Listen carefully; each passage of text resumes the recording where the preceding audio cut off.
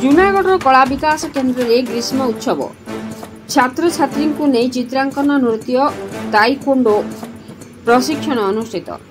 ग्रीष्म विद्यालय अवकाश अवसर में छात्र छात्री सृजनशीलता और कौशल उन्मोचन पर जूनागढ़ स्थित कला विकास केन्द्र तरफ गोटे विशेष क्लास और कार्यक्रम आयोजित होती। क्लास 1 मई 2025 रु आरंभ हो 17 मई 2025 पर्यंत चलिबो। शेष दिन अर्थात 18 मई रे उद्यापन दिवस आयोजित होगाकू जाउछि, जेउठारे अंशग्रहणकारी छात्र छात्री शिक्षा और दक्षतार परिणाम देखाइबे। एही क्लास अंतर्गत छात्र छात्री को चित्रांकन नृत्य ताइक्वांडो नियमित शिक्षा दिया जाइछि। एही कार्यक्रम में संपूर्ण परिचालना कला विकास केन्द्र निर्देशक मानस रंजन सेठी द्वारा करा जाइछि। चित्रांकन क्लास रे शिक्षा देउछंती अनुभवी शिल्पी मुकुंद रेड्डी और मानस रंजन पंडा, जो माने छात्र छात्री को विभिन्न रंग रूप और अभिव्यक्ति माध्यम तांकर कला क्षमता उन्नति करने शिखाउछंती। नृत्य शिक्षा पाई मीनकेतन थापा, जोगेन्द्र पट्टनायक और सत्यप्रकाश मल्लिक एही क्लास रे शिक्षा देउछंती। सत्यप्रकाश मल्लिक ओडिसी नृत्यर अनुभवी शिक्षक, जी छात्र छात्री को ओडिसी शैली माध्यम शारीरिक अभिव्यक्त और सांस्कृतिक मूल्य विषय दक्षता अर्जन करने को प्रेरित करिसेंती। ताइक्वांडो शिक्षा पाई अनुभवी शिक्षक डॉक्टर बलराम छात्र छात्री को आत्मरक्षा और शारीरिक शक्ति वृद्धि पाई क्लास नेउछंती। एही क्लास द्वारा शिशु माने न केवल निजर क्षमता विकास करुछंती, बरং यह माध्यम सम्मिलित शिक्षा और दल समन्वयर अनुभूति हासिल करुछंती।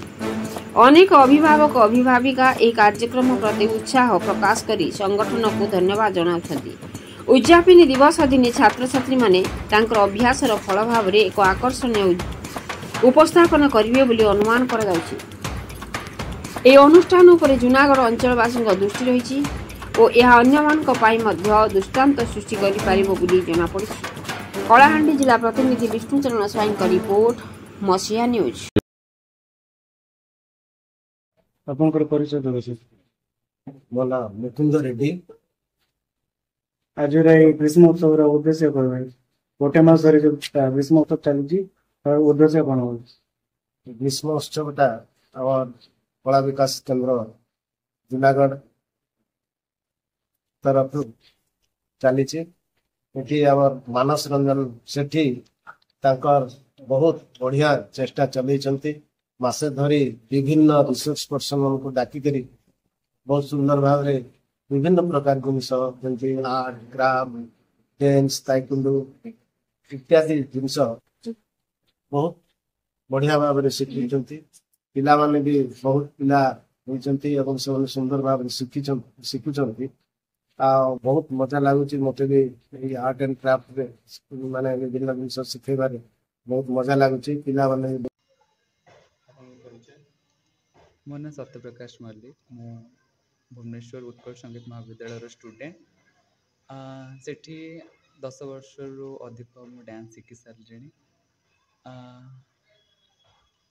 बस जाजपुर घर मोर, भुवनेश्वर 5 वर्ष, जाजपुर 5 वर्ष, टोटाल 10 वर्ष मु डांस शिखी। शास्त्रीय नृत्य पश्चिम ओडिशा रे प्रोत्साहन पाई कला विकास केन्द्र ओडिसी डांस गोटे एमती प्लेटफॉर्म बहुत किसी डेभलप कराए पिला जेहेतु यहाँ ओडिशार शास्त्रीय नृत्य सेटा पूर्व ओडिशा रे तो बहुत किसी डांसर अच्छा, बहुत डांसर अच्छा जो मैंने कि ओडिसी डांस को बहुत डेभलप करिसेंती। किंतु पश्चिम ओडिशा रे एई जिनसटा हुए कि से माने तांको निजर फोक डांसटा को बहुत मायने रखती। किंतु ओडिसी डांस एमती कि से माने भी ट्राए करती करने एटा गोटे जूनागढ़ कला विकास केन्द्र एमती गोटे जगह जोटे मुझे 5-4 दिन हम शिखिली।